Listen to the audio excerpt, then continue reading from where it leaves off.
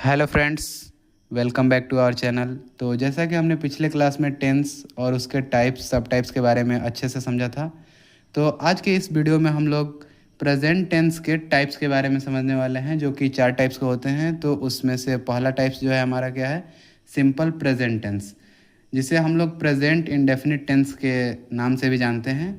तो आज हम इसका डेफिनेशन, इसका स्ट्रक्चर और इसके एग्जाम्पल्स के बारे में अच्छे से समझेंगे। तो चलिए स्टार्ट करते हैं इसके। Simple present tense is use to express habitual actions, daily routines, general truth, universal facts and fix schedule. इसका मतलब ये है कि प्रेजेंट टेंस का यूज हम लोग कब करते हैं, जैसे कि कोई भी हैबिचुअल एक्शन है, कोई भी आदत है, या फिर हम कोई भी चीज़ जो हम डेली बेसिस पे करते हैं, अपने डेली रूटीन में करते हैं। जैसे हम लोग स्कूल रोज़ जाते हैं, तो उस टाइम पे हम लोग क्या यूज करेंगे, प्रेजेंट टेंस यूज करेंगे। या फिर कोई जनरल ट्रूथ है, यूनिवर्सल फैक्ट है, या फिर कोई फिक्स शेड्यूल है, जैसे कि ये चीज़ इतने तारीख को या फिर इस साल में ये चीज़ होने वाला है। अगर कोई फिक्स शेड्यूल है तो उसके जगह पे हम लोग क्या यूज़ करेंगे, प्रेजेंट टेंस यूज करेंगे। तो चलिए सबसे पहले इसके स्ट्रक्चर के बारे में देख लेते हैं। हाँ, तो इसका जो स्ट्रक्चर है उसमें क्या होता है कि कोई सेंटेंस अफर्मेटिव होता है, कोई नेगेटिव होता है, कोई इंट्रोगेटिव होता है। तो हम एक एक करके सबको समझने वाले हैं। तो सबसे पहले अफर्मेटिव सेंटेंस स्टार्ट करते हैं। तो अफर्मेटिव सेंटेंस जो है प्रेजेंट इंडेफिनिट टेंस का, या फिर सिंपल प्रेजेंट टेंस बोल सकते हैं, उसका जो अफर्मेटिव सेंटेंस है उसका जो रूल है वो कुछ ऐसे है: सब्जेक्ट प्लस वर्ब का फर्स्ट फॉर्म प्लस एस या ईएस और प्लस ऑब्जेक्ट। तो हम इसे अच्छे से एग्जाम्पल से समझेंगे। जैसे कि आई प्ले क्रिकेट, इसका हिंदी क्या है, मैं क्रिकेट खेलता हूँ। तो आई जो है यहाँ पे क्या है, सब्जेक्ट है, और ये क्या है, प्ले वर्ब है, और वर्ब का क्या है, फर्स्ट फॉर्म है, और क्रिकेट जो है वो क्या है, ऑब्जेक्ट है। ठीक है। हाँ, तो अब दूसरा देखते हैं। ही प्लेज क्रिकेट, मतलब वो क्रिकेट खेलता है। तो यहाँ पे जो ये ही है क्या है, सब्जेक्ट है, और ये क्या है, वर्ब है, और ये क्या है, क्रिकेट ऑब्जेक्ट है। तो जैसे बहुत सारे स्टूडेंट्स का ये डाउट होता है कि हम एस या ई एस कब लगाएंगे। और जैसे कि यहाँ पे देख सकते हैं, आई प्ले क्रिकेट था, तो यहाँ पे हमने प्ले के साथ वर्ब के साथ एस ऐड नहीं किया है, या फिर ई एस नहीं लगाया है। और यहाँ पे ही प्लेज क्रिकेट है, तो यहाँ पे एस ऐड किया है मैंने वर्ब के साथ। और जैसे एक और एग्जांपल देखिए, सी गोज़ टू स्कूल, इसका मतलब वह स्कूल जाती है। तो यहाँ पे गो जो है क्या है, वर्ब है, और वर्ब के साथ मैंने यहाँ पे क्या ऐड किया है, ई एस। तो किसी किसी के साथ हम एस ऐड कर रहे हैं, किसी के साथ ई एस ऐड कर रहे हैं। तो कब एस ऐड करेंगे, कब ई एस ऐड करेंगे, और कब ऐड नहीं करना है, तो वो भी मैं अभी आपको समझा देता हूँ। हाँ, तो देखिए यहाँ पे मैंने नोट में लिख रखा है, एस या ई एस हम कब यूज़ करते हैं, जब थर्ड पर्सन सिंगुलर हो। तो थर्ड पर्सन सिंगुलर कौन कौन होता है वो यहाँ पे देख सकते हैं, ही, सी, इट, या फिर कोई भी सिंगुलर नाउन, जैसे कि Ram, Sita, father, dog, boy, ये सब क्या है, सिंगुलर नाउन है। तो एस या एस जो मतलब वर्ब के साथ हम लोग ऐड करते हैं, एस या एस, तो वो किसके साथ ऐड करेंगे, जब सब्जेक्ट जो होगा हमारा कैसा होना चाहिए, third person singular, singular form में होना चाहिए और थर्ड पर्सन होना चाहिए। तो ये ही, सी, इट, ये सब क्या है, थर्ड पर्सन सिंगुलर है। और सिंगुलर नाउन के साथ भी हम लोग एस या ई एस ऐड करेंगे। लेकिन अब क्वेश्चन ये है कि एस कब ऐड करेंगे वर्ब के साथ, और ई एस कब ऐड करेंगे। तो वो भी यहाँ पे मैंने लिख रखा है, when we use E S, मतलब हम लोग ई एस का यूज कब करेंगे और एस का यूज कब करेंगे। तो जब वर्ब के लास्ट में, मतलब कोई एक वर्ब है, जैसे कि प्ले, गो, जंप, ये सब क्या है, वर्ब है। तो वर्ब के लास्ट में जब ये सब वर्ड हो, जैसे कि O, double S, S H, C H, X, Z, ये सब जो है, अगर वर्ब के लास्ट में ये सब वर्ड आपको दिखाई देता है, तो उसके साथ हम लोग क्या ऐड करेंगे, ई एस। और ई एस कब लगाना है, जब सब्जेक्ट हमारा थर्ड पर्सन सिंगुलर फॉर्म में हो। ठीक है, क्लियर है। तो एग्जाम्पल देख सकते हैं यहाँ पे, जैसे कि गो, ये क्या है, एक वर्ब है, और इसके लास्ट में क्या है, ओ है। तो अगर ओ है तो हम क्या ऐड करेंगे, अगर थर्ड पर्सन के साथ अगर इस सेंटेंस को बनाना होगा तो ई एस ऐड करेंगे। या फिर एस एच है, वॉश, वॉश मीन्स क्या होता है, धोना। तो ये जो वर्ब है इसके साथ एस एच ऐड है, तो यहाँ पे हम इसमें क्या ऐड करेंगे, ई एस ऐड करेंगे। और यहाँ पे फिक्स डू मीन्स क्या होता है करना, और डू का जब हम थर्ड पर्सन के साथ यूज करेंगे तो यहाँ पे इसको क्या यूज करेंगे ईएस। क्यों? क्योंकि यहाँ पे वर्ब में लास्ट में क्या है ओ है और यहाँ पे एक्स है। तो यहाँ पे अभी मैंने बताया O double S S H ये सब अगर वर्ब के लास्ट में रहेगा तो उसे क्या करेंगे ईएस ऐड करेंगे उसमें। ठीक है। हाँ, तो एक चीज़ और मैं बताना चाहूँगा, use of I E S ये जो है हम लोग इसका भी यूज करते हैं। कब? जैसे कि वर्ब के लास्ट में कॉन्सोनेंट प्लस वाई हो। अगर कोई वर्ब है उसके लास्ट में वाई और उसके पहले क्या हो कोई कॉन्सोनेंट हो तो वाई को हटाकर आई ई एस लगाते हैं। ठीक है, वाई को हटाकर आई ई एस लगाते हैं। एग्जाम्पल से आप अच्छे से समझेंगे।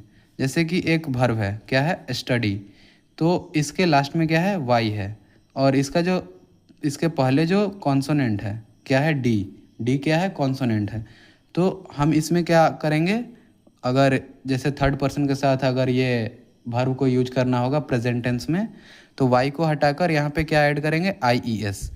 जैसे कैरी, कैरी मीन्स क्या होता है किसी भी चीज़ को ढोना, तो कैरी मीन्स क्या होता है ढोना। और इसमें देख सकते हैं यहाँ पे वर्ब के लास्ट में वाई है और इसके पहले कॉन्सोनेंट है, तो इसको हम क्या लिखेंगे कैरीज लिखेंगे जब थर्ड पर्सन के साथ अगर कोई सेंटेंस बनाना होगा तो। एक और है ट्राई, और ये भी क्या है इसके वर्ब के लास्ट में वाई है और इसके पहले क्या है कॉन्सोनेंट है, तो इसको भी हम लोग कैसे लिखेंगे आई ई एस ऐड करेंगे, वाई को हटाकर आई ई एस ऐड करेंगे। ठीक है, क्लियर है।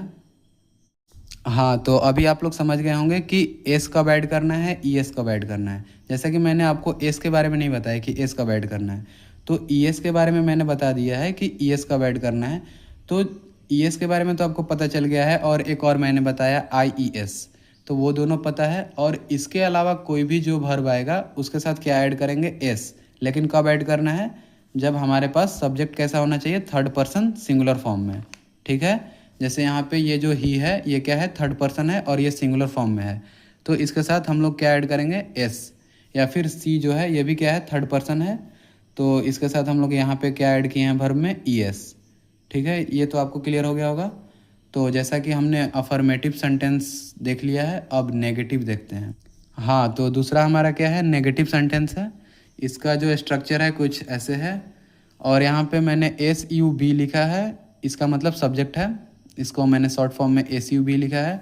और यहाँ पे ओ बी जे मतलब ऑब्जेक्ट है, इसको भी मैंने शॉर्ट फॉर्म में लिखा है। आगे से मैं ऐसे ही लिखूँगा तो आप समझ जाना ये क्या है सब्जेक्ट है और ये ऑब्जेक्ट है। ठीक है, तो इसका जो स्ट्रक्चर है सब्जेक्ट, उसके बाद डू या डज ऐड करेंगे, फिर नेगेटिव सेंटेंस है तो उसमें नॉट आएगा, और वर्ब का जो फॉर्म होना चाहिए कैसा रहेगा V1, वर्ब का पहला फॉर्म होगा, और उसके बाद ऑब्जेक्ट। ठीक है, अगर ऑब्जेक्ट नहीं होगा तो हम लोग ऑब्जेक्ट यूज नहीं करेंगे, जैसा सेंटेंस होगा वैसे यूज करेंगे, लेकिन जो ऑर्डर है वो ऐसे ही रहेगा, पहले सब्जेक्ट, उसके बाद डू या डज, फिर नॉट, फिर वर्ब का फर्स्ट फॉर्म, उसके बाद ऑब्जेक्ट। अब बहुत सारे स्टूडेंट पूछते हैं डू कब यूज करेंगे डज कब यूज करेंगे, तो मैंने यहाँ पे आपको बताया है डू जब है डू कब यूज करेंगे आई वी यू दे या फिर कोई प्लूरल सब्जेक्ट होगा तब हम लोग क्या यूज करेंगे डू, और डज के लिए क्या है ही सी इट या फिर कोई सिंगुलर सब्जेक्ट। तो ये तो आपको क्लियर हो गया है, वैसे एग्जाम्पल से आपको और ज़्यादा क्लियर होगा। जैसे I do not play cricket, मतलब मैं क्रिकेट नहीं खेलता हूँ, तो ये जो सेंटेंस है कैसा है नेगेटिव सेंटेंस है, तो इसमें क्या ऐड करेंगे नॉट ऐड करेंगे। ठीक है, लेकिन स्ट्रक्चर क्या है पहले सब्जेक्ट, उसके बाद डू या डज, तो आई के साथ हम क्या यूज करेंगे डू, तो यहाँ पे मैंने डू लिखा, और नेगेटिव सेंटेंस है तो नॉट यूज करना है, फिर वर्ब का फर्स्ट फॉर्म प्ले और ऑब्जेक्ट क्रिकेट। ठीक है, ये तो क्लियर है। एक और एग्जांपल है he does not play cricket, मतलब वह क्रिकेट नहीं खेलता है, तो यहाँ पे हम लोग क्या लिखेंगे पहला सब्जेक्ट यानी कि वह का क्या हो गया ही, और डज ही के साथ क्या लगाना है डज लगाना है। ठीक है, और नेगेटिव सेंटेंस है नॉट, प्ले मतलब वर्ब का फर्स्ट फॉर्म, और क्रिकेट ऑब्जेक्ट। ठीक है, तो नेगेटिव सेंटेंस भी आपको क्लियर हो गया है। हाँ, तो इंट्रोगेटिव सेंटेंस का जो स्ट्रक्चर है कुछ ऐसे है, स्टार्टिंग में हम लोग डू या डज ऐड करेंगे, उसके बाद सब्जेक्ट, फिर नॉट, फिर वर्ब का फर्स्ट फॉर्म, फिर ऑब्जेक्ट। ठीक है, एग्जाम्पल देखते हैं इसका। डू आई प्ले क्रिकेट, इसका मतलब क्या है क्या मैं क्रिकेट खेलता हूँ। ये जो है ये जो सेंटेंस है इसमें प्रश्नवाचक जैसा सेंटेंस है, मतलब इसमें क्वेश्चन पूछ रहा है आपसे, क्या मैं क्रिकेट खेलता हूँ। ये खुद से क्वेश्चन पूछ रहा है, क्या मैं क्रिकेट खेलता हूँ। तो इसको कैसे बनाएंगे इंग्लिश में, पहले डू या डज ऐड करेंगे। तो मैं है यानी कि आई, तो आई के साथ क्या लगाते हैं, डू। तो पहले क्या लिखेंगे, डू आई, फिर वर्ब का फर्स्ट फॉर्म, फिर क्रिकेट। हाँ, एक और बात यहाँ पे बता रहा हूँ, जैसे कि ये जो स्ट्रक्चर है डू या डज, फिर उसके बाद सब्जेक्ट, फिर नॉट। अगर सेंटेंस में अगर कोई नेगेटिव वर्ड भी आएगा तब नॉट यूज करेंगे। जैसे क्या मैं क्रिकेट नहीं खेलता हूँ, अगर सेंटेंस ऐसे रहेगा तो क्या लिखेंगे, डू आई, और यहाँ पे क्या ऐड करेंगे, नॉट। ठीक है, डू आई नॉट। ठीक है, यहाँ पे नॉट ऐड करेंगे, क्यों, क्योंकि पहले स्ट्रक्चर क्या है, पहले डू या डज, फिर उसके बाद सब्जेक्ट, और सब्जेक्ट के बाद नॉट ऐड करना है। तो आई जो क्या है सब्जेक्ट है, और उसके बाद मैंने नॉट ऐड किया है। अगर सेंटेंस नॉर्मल रहता है, जैसे does she go to a school, मतलब क्या वह स्कूल जाती है, तो हम लोग क्या लिखेंगे, पहले डज, क्योंकि सी के साथ क्या लगता है, डज। तो does she go to a school. अब पूछेंगे यहाँ पे बहुत सारे स्टूडेंट कि यहाँ पे वर्ब का फर्स्ट फॉर्म यूज करना है, तो यहाँ पे ईएस इसमें ऐड क्यों नहीं कर रहे हैं, क्योंकि यहाँ पे एस या ईएस नहीं लगाना है, केवल अफर्मेटिव सेंटेंस में ही एस या ईएस यूज करते हैं, नेगेटिव या फिर इंट्रोगेटिव सेंटेंस में यूज नहीं करते हैं। क्लियर है। एक बार और देखते हैं, जैसे कि अगर हमारे सेंटेंस में नेगेटिव भी होगा, अगर इंट्रोगेटिव में नेगेटिव होगा, जैसे कि do I not play cricket, इसका मतलब क्या है, क्या मैं क्रिकेट नहीं खेलता हूँ। तो पहले क्या लिखेंगे, डू, उसके बाद सब्जेक्ट, फिर उसके बाद नॉट ऐड करेंगे, फिर प्ले जो कि वर्ब का फर्स्ट फॉर्म है, और ऑब्जेक्ट। एक और एग्जांपल है, डू यू नॉट रीड, इसका मतलब क्या है, क्या तुम नहीं पढ़ते हो। तो यू के साथ हम लोग क्या लगाते हैं, डू, और ये इंट्रोगेटिव सेंटेंस है तो डू पहले आएगा, फिर उसके बाद सब्जेक्ट, फिर नॉट है तो नॉट, और उसके बाद वर्ब का फर्स्ट फॉर्म। ठीक है, इंट्रोगेटिव क्लियर है। हाँ, तो ये हमारा लास्ट टॉपिक है, जैसे कि ये क्या है, WH इंट्रोगेटिव सेंटेंस। ये भी क्या है, इंट्रोगेटिव सेंटेंस ही है, लेकिन इसमें WH ऐड है पहले में। तो इसका जो स्ट्रक्चर है, इसका स्ट्रक्चर कुछ ऐसे है, ये देखो आप, WH वर्ड, फिर उसके बाद डू या डज, फिर सब्जेक्ट, और सब सेंटेंस में अगर नेगेटिव यानी कि नहीं रहेगा तो नॉट ऐड करेंगे, उसके बाद वर्ब का फर्स्ट फॉर्म, फिर ऑब्जेक्ट। तो इसका एग्जांपल से समझते हैं, जैसे वेयर डू यू लिव, मतलब तुम कहाँ रहते हो। तो जो कहाँ का इंग्लिश क्या होता है, वेयर।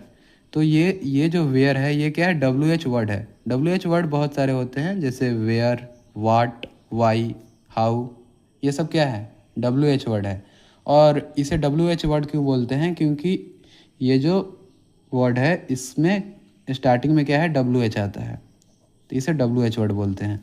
और जैसे हाउ है, इसमें भी WH है, ठीक है, तो इसे WH वर्ड बोलते हैं। और जब सेंटेंस में WH आएगा तो उसको सबसे पहले यूज करेंगे, उसके बाद डू या डज, फिर सब्जेक्ट, और नॉट होगा तो नॉट यूज करेंगे, नहीं तो उसके बाद वर्ब का फर्स्ट फॉर्म, अगर कोई ऑब्जेक्ट होगा तो ऑब्जेक्ट ऐड करेंगे। और उसके बाद हाँ, क्वेश्चन मार्क देना भूलेंगे नहीं, क्योंकि ये जो सेंटेंस है क्या है, प्रश्नवाचक सेंटेंस है, तो इसमें लास्ट में क्या, क्वेश्चन मार्क का साइन लगाएंगे।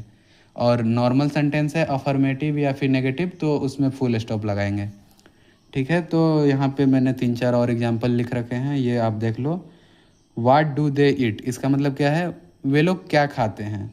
तो क्या का मतलब हो गया वाट, उसके बाद दे के साथ क्या ऐड करते हैं, डू, फिर वर्ब मतलब सब्जेक्ट, और उसके बाद वर्ब का फर्स्ट फॉर्म। और why do you not read, इसका मतलब है आप लोग क्यों नहीं पढ़ते हो। ठीक है, तो इसमें क्या है, नहीं है तो सब्जेक्ट के बाद नॉट ऐड करेंगे। तो ये सब स्ट्रक्चर जो है आपको मैंने बता दिया, और आपको अच्छे से समझ आ गया होगा। हाँ, तो फ्रेंड्स, आई होप आपको प्रेजेंट एंड डेफिनिट टेंस अच्छे से समझ आ गया होगा, और इसमें थोड़ी सी चीज़ें और बाकी है जो मैं नेक्स्ट वीडियो में कंप्लीट कर दूंगा, और उसके बाद अपना प्रेजेंट कंटिन्यूअस टेंस से स्टार्ट करेंगे। और अगर आपको वीडियो पसंद आया हो तो वीडियो को लाइक कर लो, और चैनल को सब्सक्राइब कर लो, ताकि आप टेंस को आसानी तरीके से समझ सको।